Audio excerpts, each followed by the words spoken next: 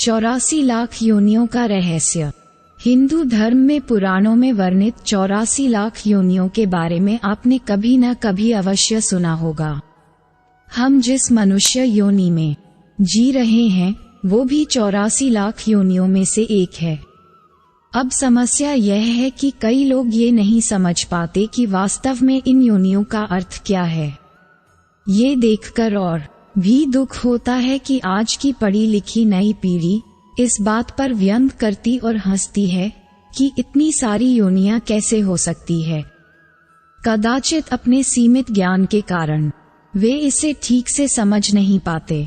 गरुड़ पुराण में योनियों का विस्तार से वर्णन दिया गया है, तो आइए आज इसे समझने का प्रयत्न करते हैं।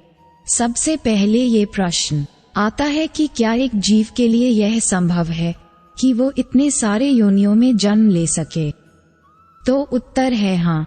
एक जीव जिसे हम आत्मा भी कहते हैं इन 84 लाख योनियों में भटकती रहती है, अर्थात मृत्यु के पश्चात वह इन्हीं 84 लाख योनियों में से किसी एक में जन्म लेती है।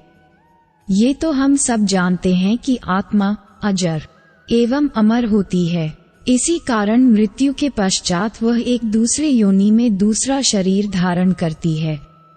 अब प्रश्न ये है कि यहाँ योनि का अर्थ क्या है? अगर आसान भाषा में समझा जाए तो योनि का अर्थ है जाति या नस्ल, जिसे अंग्रेजी में हम स्पीशीज कहते हैं।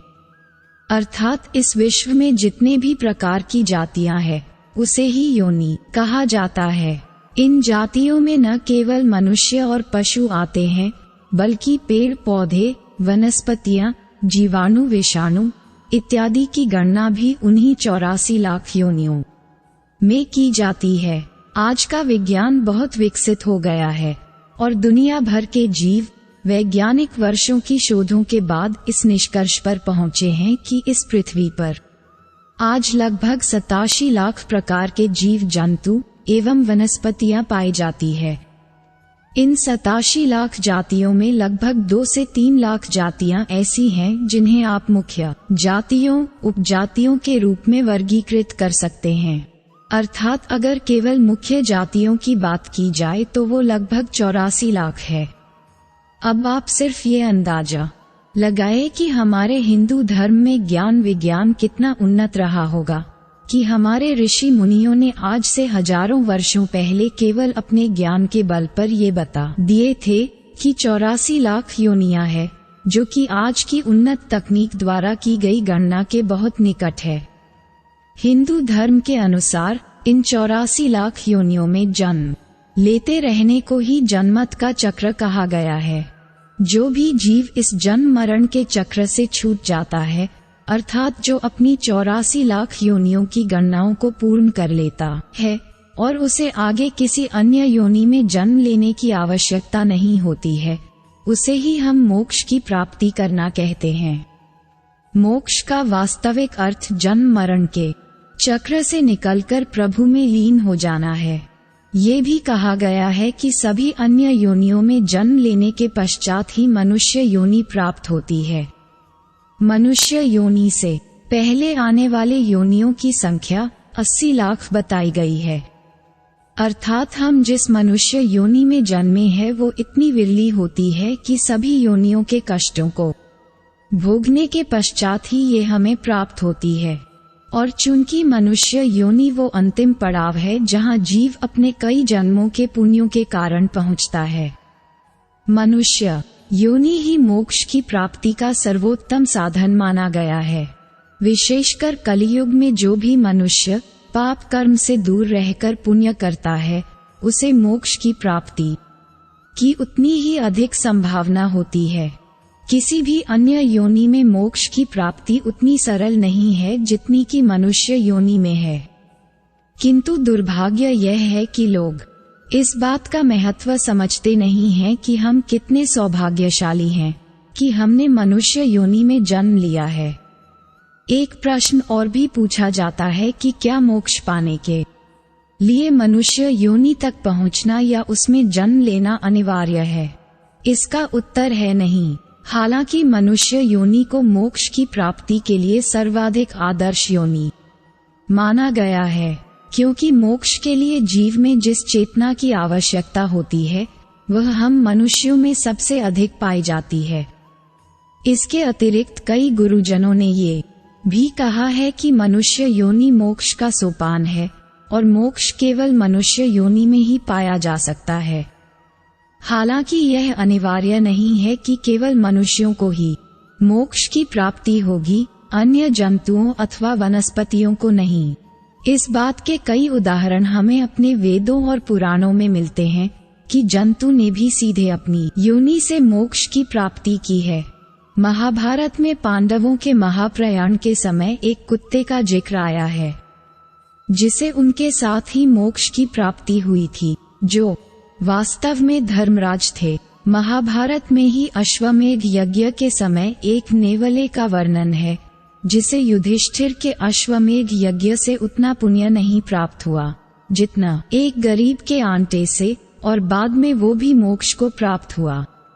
विष्णु एवं गरुड़ पुराण में एक गज और ग्राह का वर्णन आया है जिन्हें भगवान विष्णु के कारण मोक्ष की प्राप्ति हुई थी।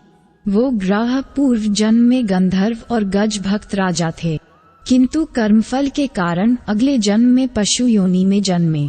ऐसे ही एक गज का वर्णन गजानन की कथा में है जिसके सर को श्री गणेश के सर के स्थान पर लगाया गया था और भगवान शिव की कृपा से उसे मोक्ष की प्राप्ति हुई।